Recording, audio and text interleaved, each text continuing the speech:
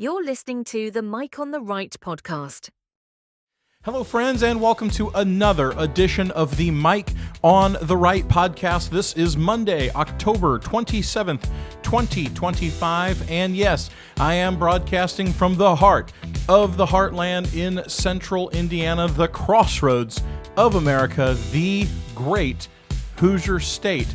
Please continue to share, like, 5-star ratings, subscriptions, tell your friends. Thank you so much for your support on this show. And as always, you can find this episode and all of the archived episodes, this being episode 26. You can find this one and all the 25 others at MikeOnTheRight.com. In today's episode, we're going to hit 3 topics that are relevant that you are hearing about right now today. We're going to talk, first of all, about redistricting and gerrymandering, part 2, picking up where we left off in a previous episode. Things are getting real, and we're going to discuss why. Then we're going to talk about the government shutdown, and again, another part 2, where we are, why things are where they are, and why things are going nowhere. And then the third portion of our episode is going to be talking about the White House getting a facelift, why there is controversy, and why you should care. First, we're going to start with, again, the redistricting part 2, the lines of power, fairness, maps, and political hypocrisy. Let's do a quick, brief update, history of kind of where things are. Redistricting, again, isn't new. It's constitutional. If you haven't listened to the previous episode, I would say that you should.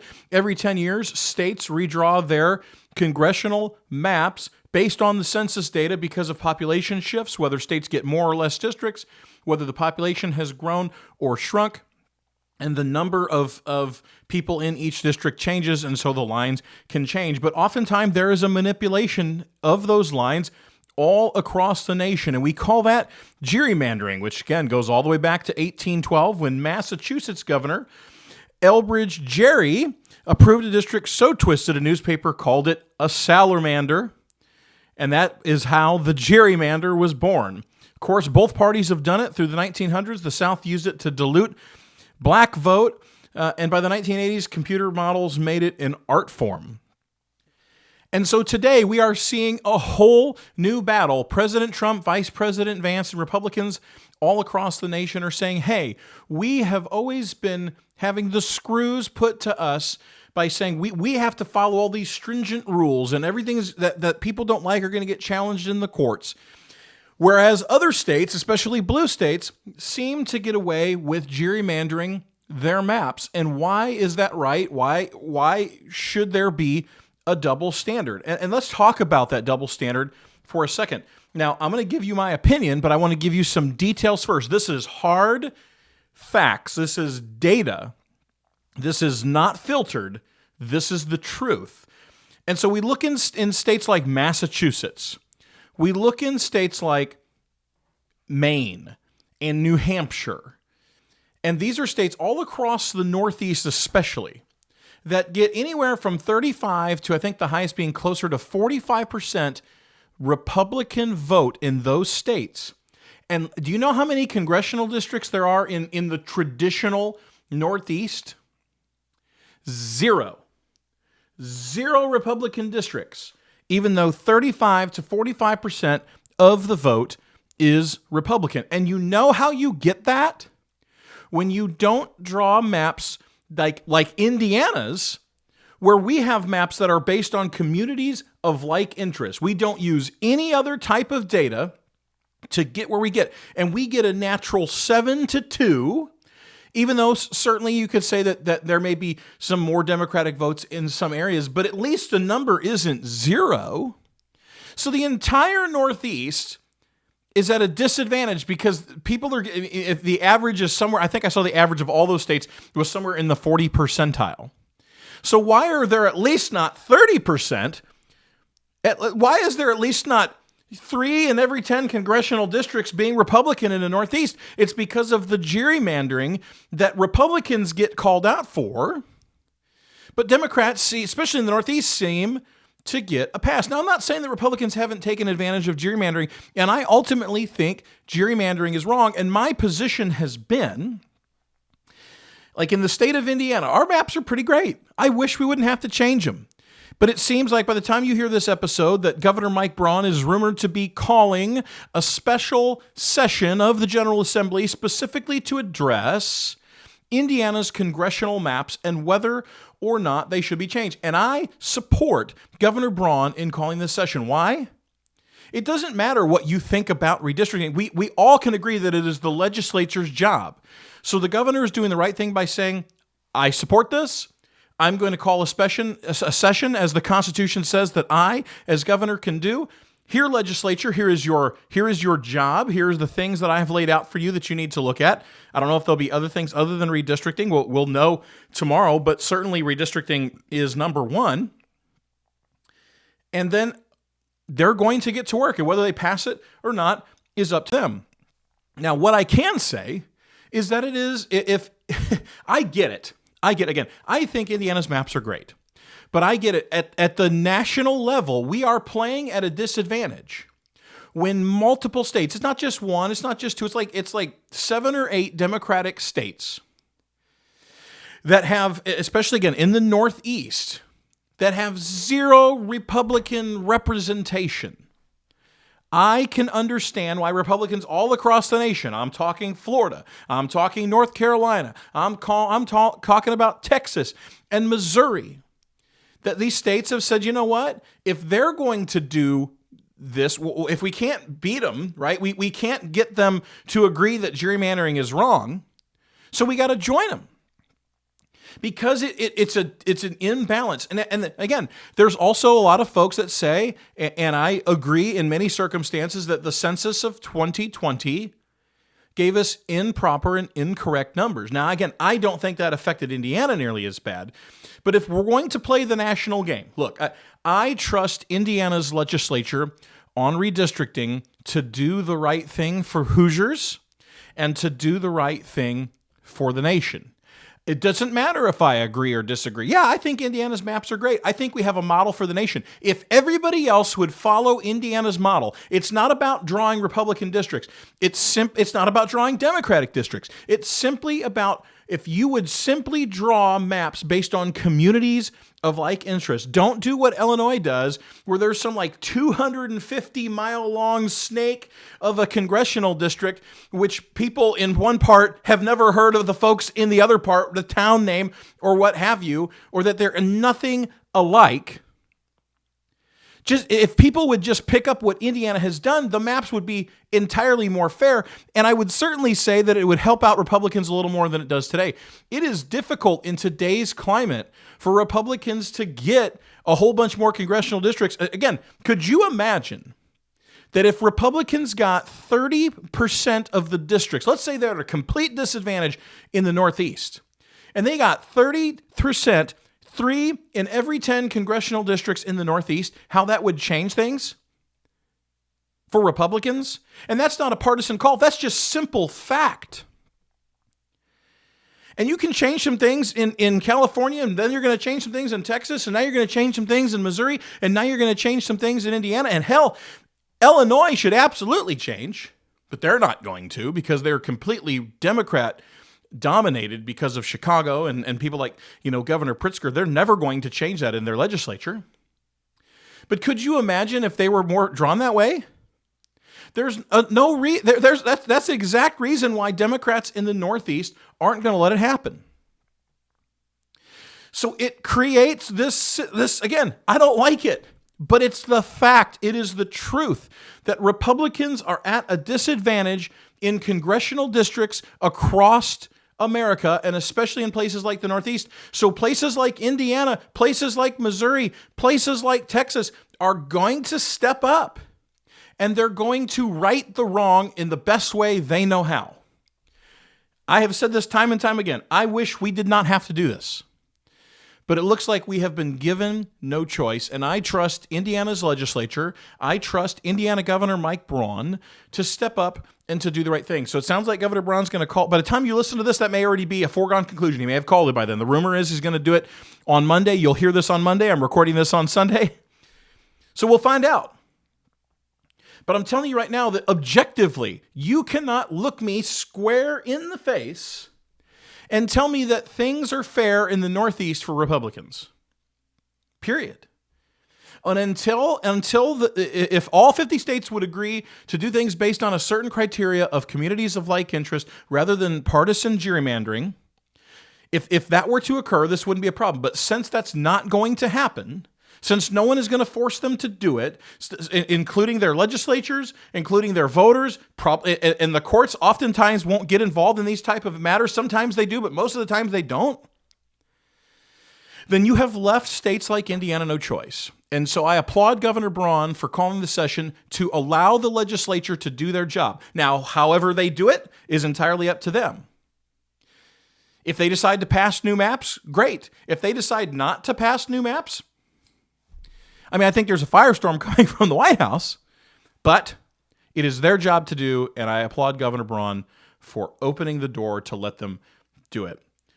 TBD, there's more to come. This isn't going to just be a couple-day thing. There's going to be, I don't know how many weeks this will be called. I don't know how long it takes. There haven't been a special session in Indiana since the abortion ruling change, and I don't even remember how long that got, maybe 10.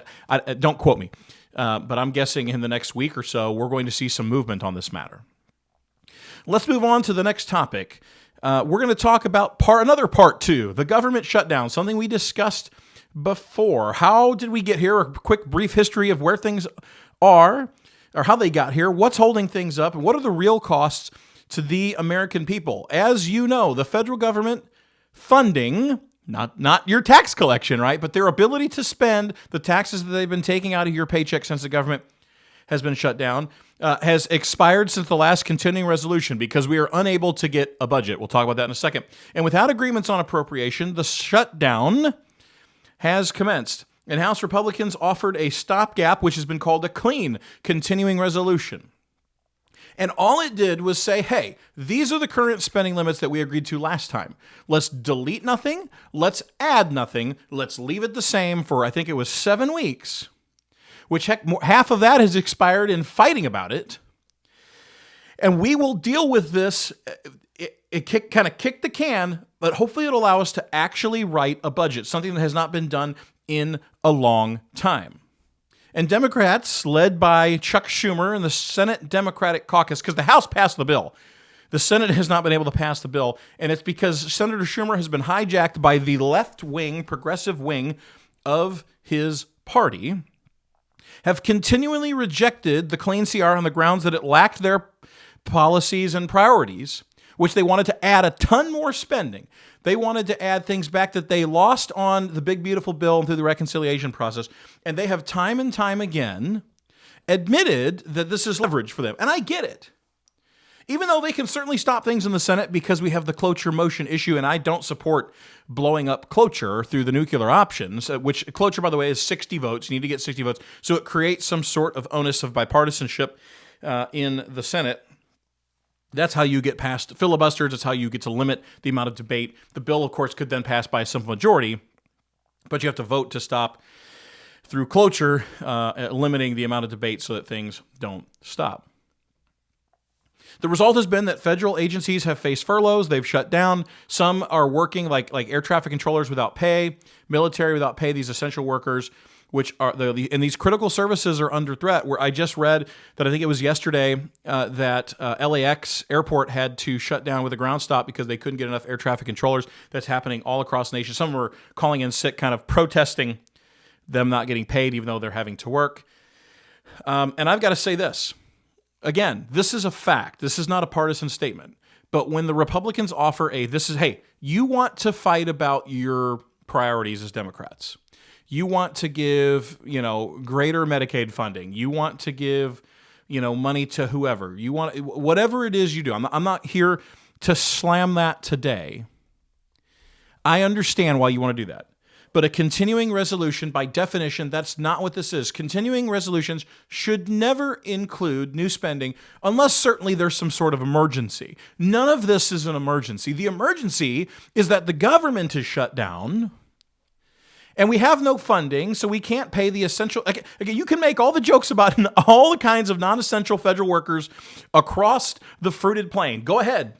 Go right ahead. I will laugh with you. Meme it.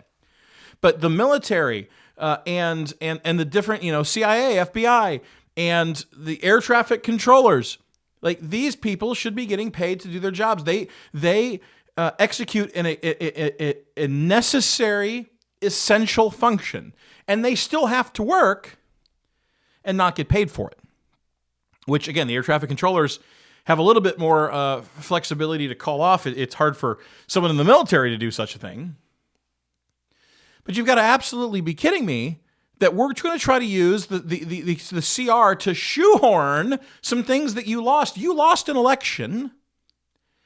And I'm not saying don't fight for your priorities, but you are holding things up, Chuck Schumer, because you're being held hostage by AOC because she's going to run against you in the Democratic primary in the Senate for New York that you think you're going to lose, and maybe.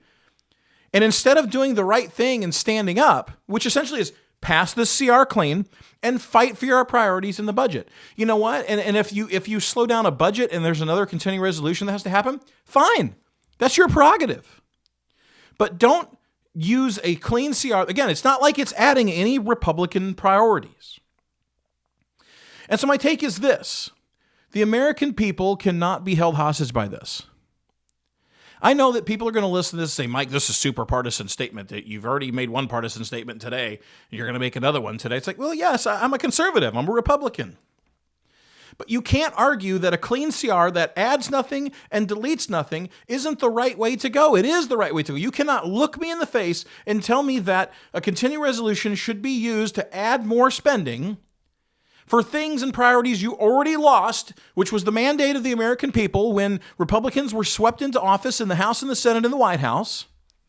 And I'm not saying don't fight for your priorities. I'm not saying don't try to shoehorn things in the budget, but that's what the budget is for. And let's get an honest budget package together and quit using the CR, which is shut the government down. Now, look, the government shutdown has not affected me in a single way, but I also am not a federal worker. So I know there are people who work who are not getting paid, or there may be people that are not getting some services that they need. So I'm not going to be selfish and say, well, it doesn't affect me, therefore I don't care.